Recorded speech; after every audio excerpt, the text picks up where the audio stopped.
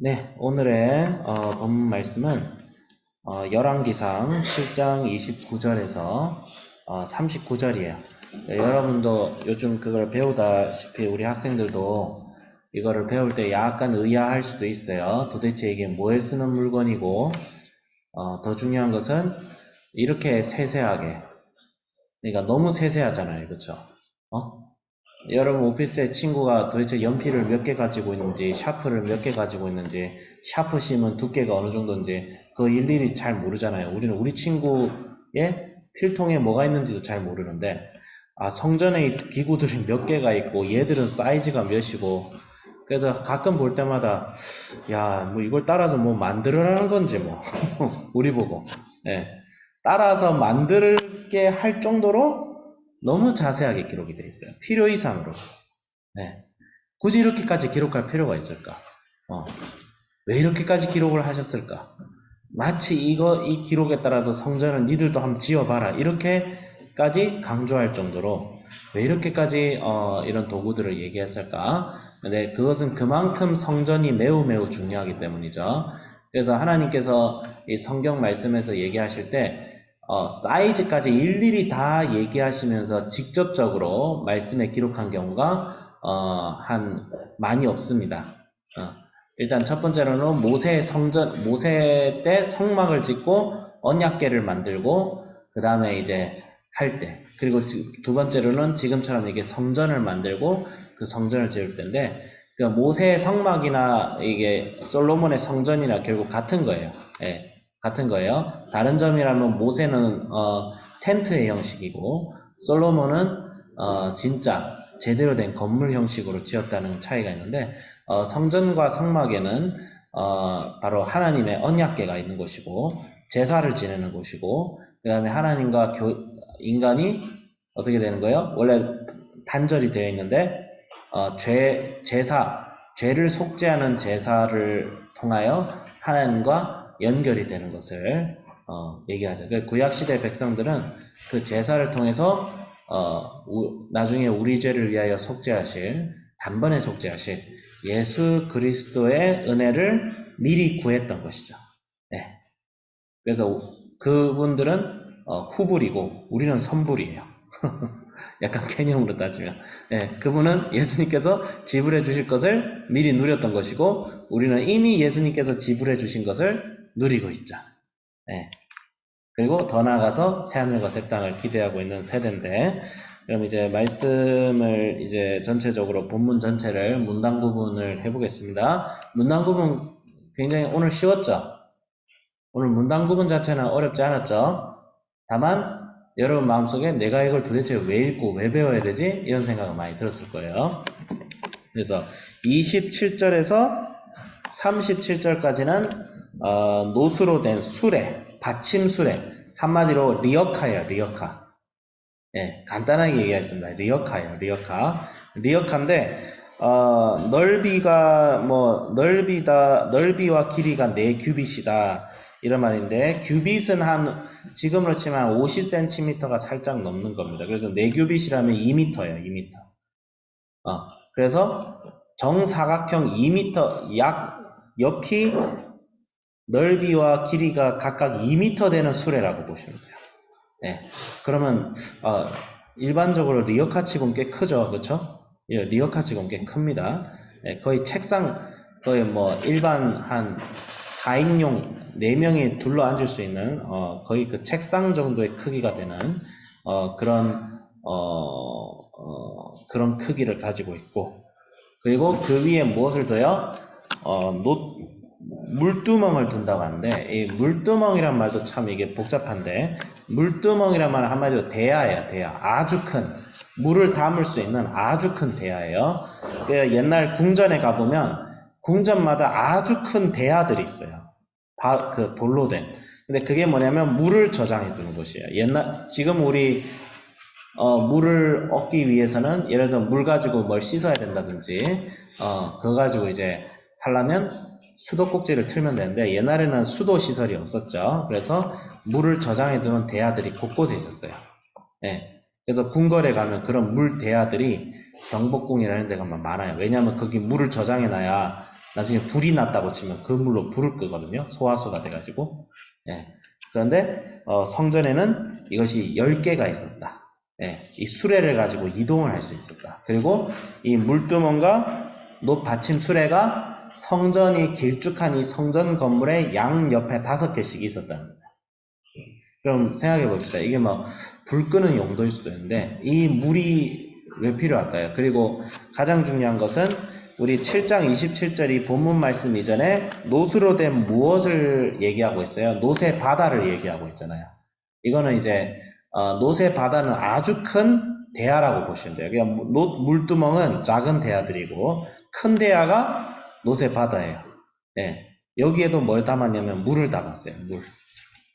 그러면 이 물을 가지고 무슨 일을 했을까요? 그 성전에는 물이 사실 굉장히 많이 필요해요. 왜냐하면 매일마다 피의 제사를 지내야 되거든요. 짐승의 피로 제사를 지내요. 그럼 봅시다. 짐승의 피로 제사 지내면 거기가 피범벅 되죠. 그럼 피를 씻어야 될 거 아니에요. 그렇죠? 그래서 매일 물로 우리 수산시장에 보면 생선 손질하는 곳에 보면 생선피가 가득하잖아요. 그렇죠? 내장 가득하고 그럼 그거 뭘로 씻어요? 물로 계속 물 틀어서 계속 씻잖아요.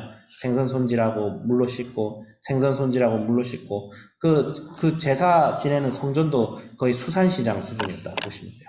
물로 계속 씻어야 돼요. 양을 잡고 씻고 양을 또 잡고 씻고 누가 제사 지내서 하나님께 속죄하겠다고 또 잡고 씻고 율법에 보면 아침과 저녁마다 제사를 한 번씩 꼭 지냈어요.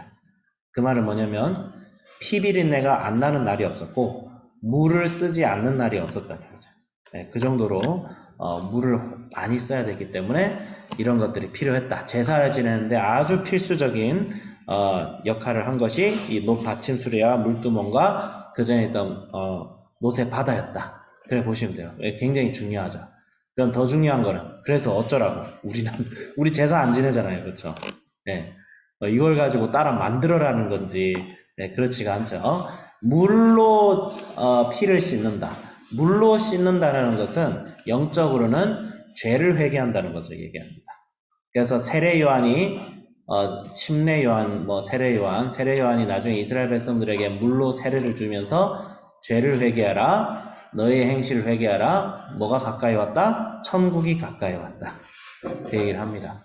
그래서 그 다음에 그 성전은 제사를 지내죠. 그러니까 제사를 지낸다는 것은 피를 하나님께 바친다는 거예요. 짐승의 피로 내 죄를 속죄한다. 그러니까 속죄라는 개념은 내 죄의 대가를 누가 대신 지불해 준다는 것을 얘기하는 것이고, 근데 그와 별개로 우리 죄는 우리가 잘해서 속죄가 되는 게 아닙니다. 그래서 우리의 죄는 예수님께서 속죄하시는 거예요. 근데 그와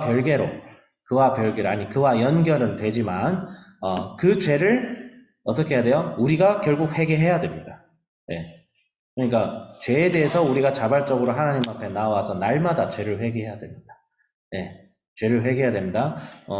예수님께서 나를 전적으로 구원해 주셨는데 무슨 죄의 회개가 필요하냐? 이런 식으로 얘기하는데 절대 그렇지 않습니다. 죄라는 것은 우리의 본능적인 것도 있지만 결국 그 본성에 의거해서 우리가 자꾸 죄를 지으려고 하죠. 하나님을 거역하고 하는 게 있어요. 그러면 하나님과의 관계가 끊어지지 않지만 교제가 끊어집니다. 교제. 하나님은 우리의 마음이 더러울 때는 역사를 하실 수가 없어요. 그래서 우리가 다시 우리의 마음을 예수님의 십자가에 의존해서 죄를 회개하고, 그래서 하나님과의 교제는, 하나님과의 관계는 전적으로 하나님의 은혜입니다. 그것을 믿어야 됩니다. 하지만 그 관계 안에서, 그 하나님의 전적인 은혜 아래에서 우리가 스스로 자발적으로 죄를 씻어야 돼요. 물로 씻는다. 우리가 날마다 죄를 회개하고 내가 기도하다가 말씀 읽다가 예배 드리다가 그러다가 이제 성령이 밝혀주신 신앙 양심에 의거해서 죄가 드러나요. 율법을 읽죠. 우리가 지금도 십계명을 묵상하죠. 율법은 폐지가 되지 않았습니다. 율법은 이제 뭐예요? 예수님의 은혜를 우리가 맛본 자들이 이제 예수님을 더 닮아가기 위해서 우리의 죄를 더 밝혀주는 그런 법이 됐어요. 그래서 율법을 통해서 우리 자신을 보고 예수님께 어떻게 해요? 우리의 죄를 우리의 의지로 직접 들고 가야 돼요. 우리가 직접 성전으로 가야 돼요. 그리고 우리가 직접 물로 씻어야 돼요. 그리고 예수님의 피에 의지하여서, 예수님의 십자가에 의지해서 죄의 속죄를 믿어야 돼요. 예. 죄의 속죄는 단번에 이루어졌어요. 우리는 더 이상 속죄를 받을 필요는 없습니다. 하지만 회개는 해야 됩니다. 회개는. 날마다 예수님의 십자가를 붙들고 회개해야 돼요. 네. 그래서 목사님 표현은 그거 막 샤워한다라고 하죠. 우리 친구들도 항상 우리가 이렇게 예배를 아침 저녁으로 드리고 기도하는 것은 우리가 날마다 예수님을 더 닮아가기 위해서요. 여러분, 우리가 설사 만약에 여러분이 예배 생활을 좀, 예수님 믿는 사람이 예배 생활을 좀 덜 한다고, 예수님께서 내 죄를 사해 주셨는데 내가 또 죄를 지어서 이 죄만큼 난 지옥 가겠다, 그런 소리는 하면 안 돼요. 여러분, 이미 예수 그리스도를 영접하고 그분의 속죄를 믿으면 이미 죄사함을 다 받았어요.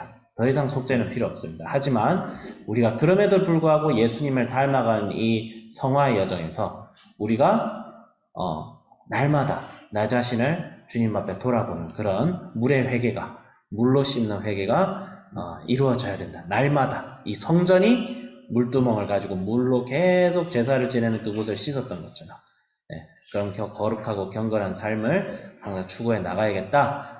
그렇게 우리가 적용할 수 있겠습니다. 자, 기도하겠습니다. 하나님 아버지, 주여 감사드립니다. 날마다 우리 자신을 돌아보고 우리를 항상 물로 씻게 하여 주시옵소서. 주님, 우리의 발견신 정말 예수 그리스도의 그 속죄를 우리의 것으로 받아들였을 때 우리가 더 이상 예전처럼 살아갈 수가 없습니다. 주님이 주신 자유를 불의의 병기로 드리는 것이 아니라 더 의를 세우고 더 많은 사람들을 구원하고 더 많은 사람들에게 유익을 끼칠 수 있는 정말 그런 선하고 영광스러운 삶을 우리가 날마다 살아가게 하여 주시옵소서. 닮아가게 하여 주시옵소서. 감사하며 우리 주 예수 그리스도의 이름으로 기도드립니다. 아멘.